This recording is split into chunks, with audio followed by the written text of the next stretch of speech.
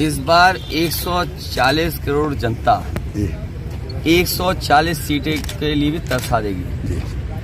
चरम सीमा पर महंगाई, बेरोजगारी, पेपर लीक, निवेश के नाम पर जीरो, डिफेंस एक्सपो के नाम पर जीरो, G20 में जो तमाशा दिखाया वो जीरो, और बुंदेलखंड का किसान और प्रदेश के किसानों से ज्यादा तकलीफ और परेशानी में है।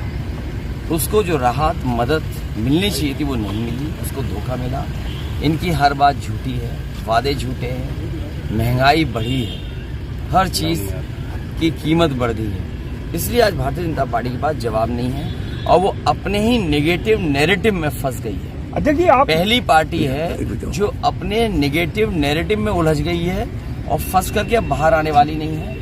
जो मन की बात करते थे, जो आत्मतुष्टिकरण में प्रसन्न रहते हैं, मन मर्जी से काम करते हैं, उन्हें संविधान की बात सुननी होगी और संविधान की बात से ही बात बनेगी और वही संविधान हमें आपको सम्मान, हमें आपको अपना अधिकार देने का काम करेगा। झांसी में भारतीय जनता पार्टी की विदाई की झांकी तैयार हो रही है। ठीक अध्यक्ष जी, आप लॉ एंड ऑर्डर पे अध्यक्ष जी आप मुख्य धारा हैं गठबंधन के। आपसे दो क्वेश्चन है हमारे। पहला क्वेश्चन ये है कि पिछले 10 साल से बीजेपी के लोग सारे मंचों से कहते आए हैं कि जो भारत के भगोड़े हैं, पैसा भारत के बैंकों का लेके विदेश भागे हैं, उनको हम लेके आएंगे, लेकिन वो लाने में सफल नहीं हुए। सीमा पे सुरक्षा बढ़ाइए तो 4 जून के बाद सरकार बीजेपी वाले भी भागेंगे, इसलिए सीमा पर सुरक्षा बढ़ाइए। और ये भगोड़ों को क्या सीमा पर सुरक्षा बढ़ाइए 4 जून के बाद। एक सवाल अखिलेश जी, एक सवाल अखिलेश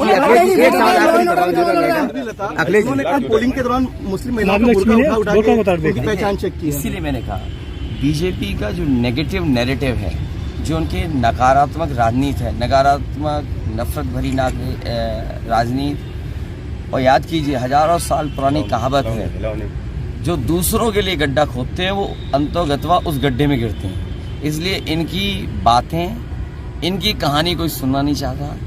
बीजेपी का हर डायलॉग अब घिसा पिटा दिखाई दे रहा है। वो तो कह रहा है लॉ एंड ऑर्डर पे चुनाव लड़ेंगे। एक डायलॉग और है, वो तो क्या लॉ एंड ऑर्डर पे चुनाव लड़ रहा है। हमने लॉ ऑर्डर कर दिया, ऑर्डर अलग गिरा पड़ा। एक और उनका डायलॉग है, बड़ा फेमस डायलॉग है। अभी मोदी जी बार बार हर मंचों से बोल रहे हैं कि अगर गठबंधन की सरकार बनती है तो ये मुस्लिमों के लिए आरक्षण की व्यवस्था कर देगी। इसमें कितनी सच्चाई है? संविधान जिसको जितना आरक्षण देता है, संविधान के तहत जिसको हक और अधिकार मिलना चाहिए। अब बात बड़ी हो गई है, आबादी के हिसाब से जिसका जितना हक है वो मिलना चाहिए। और सच्चाई ये है कि जो आरक्षण पिछड़ों का, दलितों का, आदिवासियों का बीजेपी ने छीना है। पहले हमारे नौजवान सामान्य कैटेगरी के जनरल मेरिट में भी आ जाते थे, अब पिछड़े, दलित, आदिवासी बच्चे आ नहीं सकते। तो बताओ आरक्षण पिछड़ों का, दलितों का किसने छीना? अंततः बीजेपी ने छीना। और जितनी भी चीजें निजीकरण हो जाएंगी, प्राइवेट हो जाएंगी, उसमें आरक्षण नहीं है। मान लीजिए टाटा में 10 लाख नौकरियां हैं, क्या आरक्षण लागू है उसमें?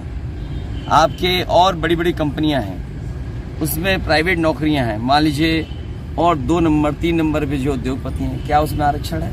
इसलिए बीजेपी ने आरक्षण छीना है, आरक्षण को खत्म करना चाहती है जनता। इस बार इनका हिसाब। आखिरी सवाल, अंतिम सवाल। तुम्हारी मर्जी है, तुम्हारे लिए तो इतना ही है। अखिलेश जी, जिसका जितना दाना उसका उतना गाना। अखिलेश जी 39 सीटों में, अरे बात तो खत्म हो दो। जी जी जी, जिसका जितना मतलब वो दाना दिए उसका वैसा गाना गा रहे हैं। लेकिन इधर देखा है मैंने, टीवी वालों का भी गाना बदल गया है। अच्छा अखिलेश जी, एक आखिरी सवाल।